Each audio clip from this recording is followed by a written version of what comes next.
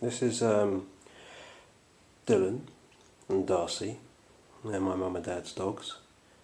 I've come here to dog sit for them while my mum and dad are in Swanage. They've gone to like a jazz and blues festival down by the coast, and so I sort of said I'd pop over and look after the dogs for a couple of days. So it's Sunday afternoon now. I've been here since Friday night.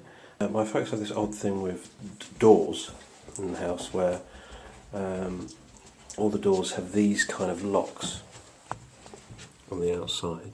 So if people break in, they can't get any further than the room that they've broken into. So yeah, so they lock. So I thought I'd show you behind some of the doors.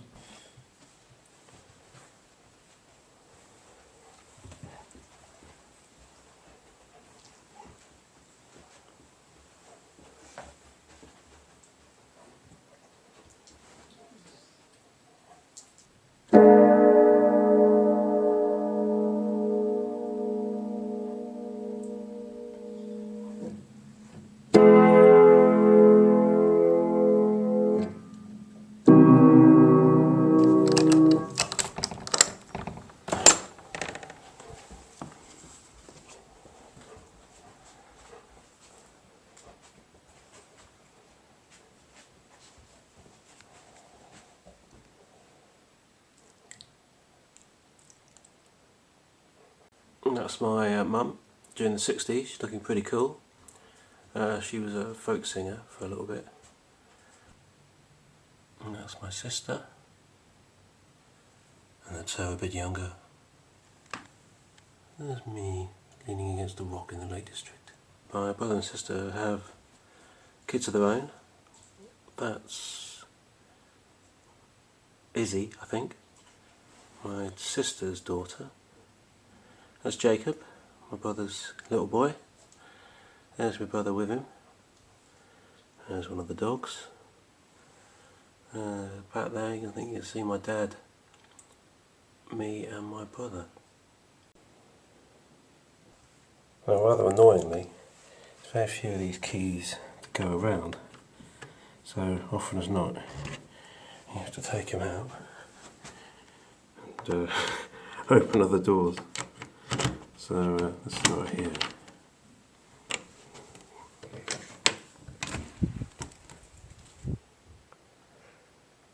This is my mum and dad's room, where they sleep and shine out. Quite weird. Them not being here, a weird glow in the room.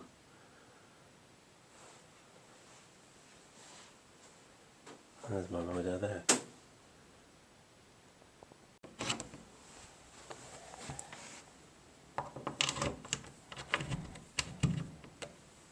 Now this room is for the books. So a lot of books from our childhood, annuals I would get from jumble sales and stuff. This is a great book. Really, really good illustration. I remember this. I remember reading this as a kid. Squiggly Wiggly Surprise.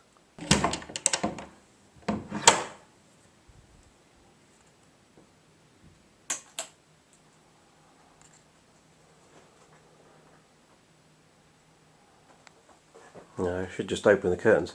This room is my sister's old room, and obviously she doesn't live here anymore, but there's like wardrobes which are sort of divvied up with various family members' clothes.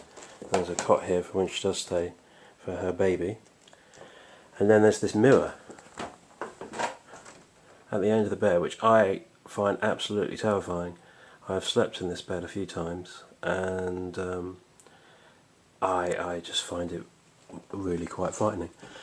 So on Friday night I couldn't sleep in it, so I slept on the couch downstairs, and I did sleep in it last night.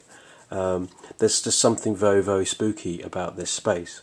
That, I mean, I've grown up in this house, But now, for some reason, over the last kind of couple of years, and we've all sort of flown the nest and we're all adults and live elsewhere, rooms are beginning to kind of reclaim their kind of original ghosts and people and stuff. Well, not really, but this room definitely has got a vibe to it that I find a bit dark and strange and can't relax.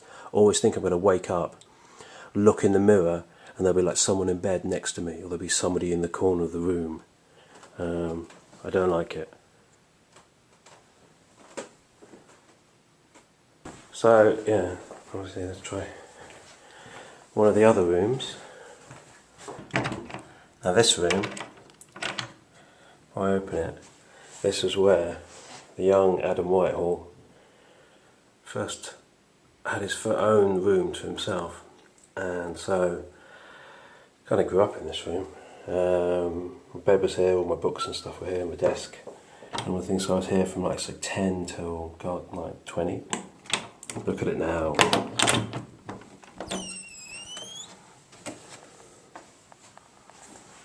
It's become a studio, and my sister's a photographer, and she takes pictures of her friends' kids. Okay, behind here, this cupboard, it's got some past. I remember one time when I was about 12 and my sister was 10 and my brother would have been 7, and we went in there and we had lots of pieces of paper with runes written on them and secret numbers and things, and we tried to commune with the dead with candles, and we did a chant, and somewhere in this house is a tape that we made of us chanting, trying to raise the dead. It seemed like a good idea at the time. I hate this door. This is the bathroom. It's not exciting, but I can never work out how. There we go. I have to open it. Yeah, this I've never quite understood. Look how many toothbrushes there are. How many toothbrushes? There's 2 people living in this house. There's at least over a dozen toothbrushes. This room also, from the age of my sort of early 20s, when I came back from university for a bit, this was my room.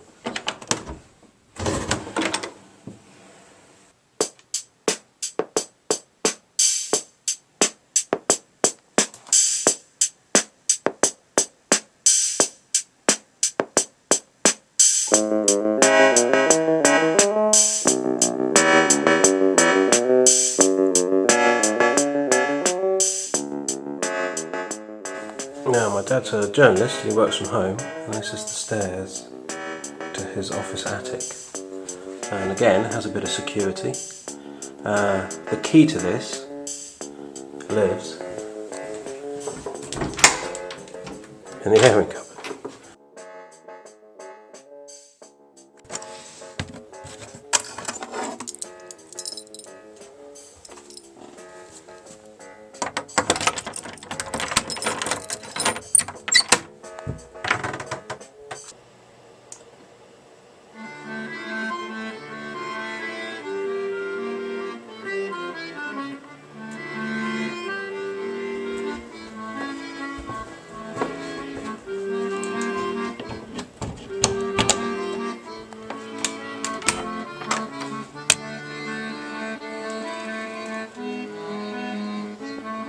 Now, I don't know how true this is, but apparently dogs are afraid to go down cellars.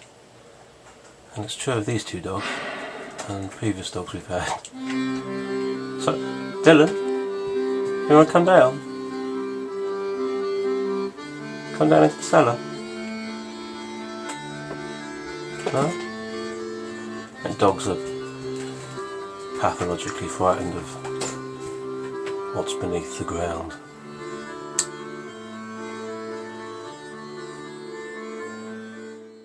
So my brother was a real collector of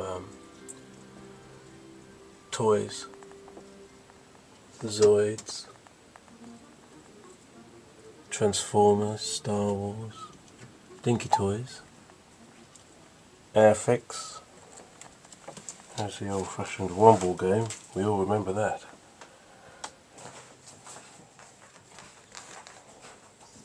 Darcy? Darcy, would you like to go outside? Can't quite remember if I've locked this. I know we get the impression that all these doors are just permanently locked. It's not the case.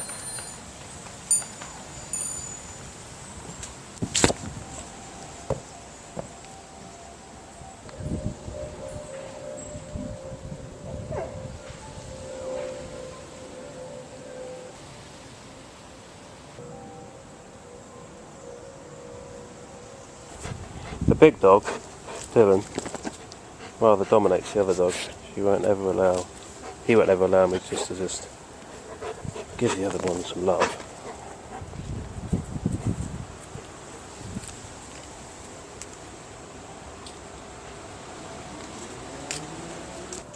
This area here, it's all grown over with ivy, is where my cat's buried. It's actually buried in a little blue suitcase, an old 50s suitcase. Obviously we'd had her put down. I didn't bury her alive. Yeah, she's buried there. She's buried there with some food and some dragster cars, little toy dragster cars, because me and a friend always had this theory that he would go out dragster car racing at night when he wasn't at home. It was a silly theory. It was quite funny. So yeah, when did that happen? That was like that was like 2004, so about 6 years ago. Bye dogs. I'm heading home now. See you soon. Double lock the door.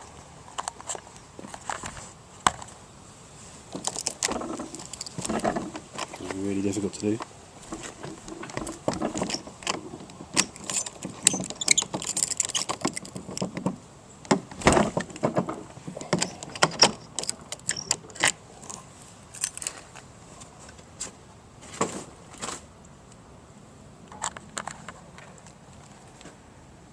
Can I push? Right. Key to the house. The double irony is, if there is an irony, is that because they haven't got many keys to their house. Well, I mean they have, but I'm now going to put these keys where I originally found them, so they've got a spare. And the place where I originally found them is here in the outside loo.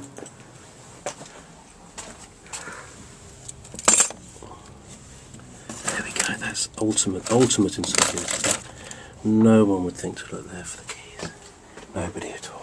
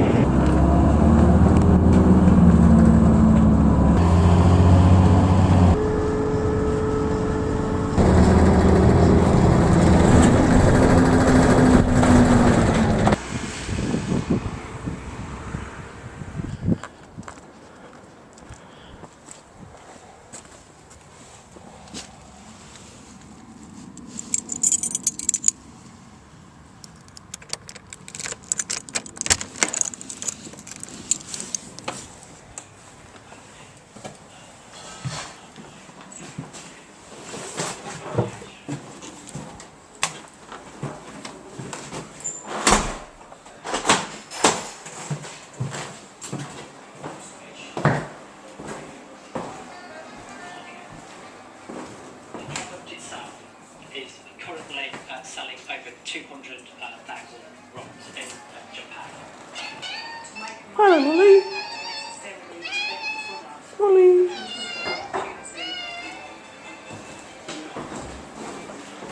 Molly, don't tell tales now. I'm just filming the end of my film. Evening. Evening. What time do you call this? Beetroot. Fantastic.